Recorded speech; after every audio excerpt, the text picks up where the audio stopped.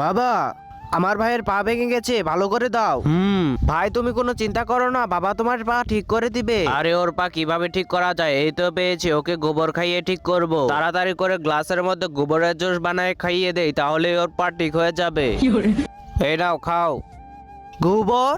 হ্যাঁ গোবর, এটা খেলেই তোমার পা ঠিক হয়ে যাবে। তাড়াতাড়ি সবটুকু খেয়ে নাও। না আমি খাবো না। খাও বলছি। সবাই ধরো ওকে গোবরের জুস খাইয়ে দে, তাহলে ওর পা ঠিক হয়ে যাবে। এবার দাঁড়াও। হিয়া, না আমি উঠতে পারছি না। তাহলে অন্য ব্যবস্থা করতে হবে। চলো সবাই। বন্ধুরা, তারপর বাবা কি করলো সেটা দেখলে তো তুমিও হাসতে বাধ্য হবে। তো চলো সেটি দেখার আগে তোমাদেরকে ছোট্ট একটি ম্যাজিক শিখিয়ে দেই। প্রথমে ভিডিওতে লাইক করবে, তারপর চ্যানেলটিকে সাবস্ক্রাইব করবে, তারপর ইউজ দিস সাউন্ডে ক্লিক করো আর দেখো ম্যাজিক। তো দেরি না করে তুমিও করে ফেলো। আরে বাবা, এটা কি করছে?